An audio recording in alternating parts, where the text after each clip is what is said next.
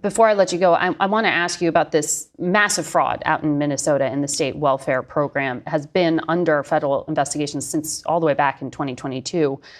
The president told you, though, this week to look into Somalis who, quote, ripped off that state for billions of dollars. He said they contribute nothing. What exactly are you investigating? That's just an interesting fact. Well, Margaret, to be clear, the initial fraud that was discovered by the IRS, for which I'm the acting commissioner, is discovered by IRS Criminal Investigations Unit. This was not an endogenous thing that the state of Minnesota decided we had to go in and clean up the mess for them, and this is part of the continued cleanup.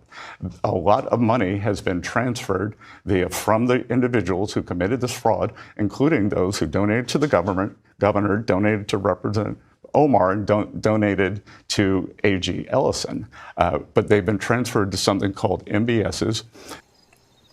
I don't think there currently exists a word to describe my reaction. And those are... Mortgage-backed security? What do you mean? Sorry? Transferred to what? These are money the Bureau services, and they are wire transfer organizations that are outside the regulated banking system. And that money has gone overseas. And we are tracking that both to the Middle East and to Somalia to see what the uses of that have been. This is beyond me. Okay, but you have no evidence of that money being used to fuel terrorism at this point, which is what some conservative writers are alleging. That's why it's an investigation. We started it last week.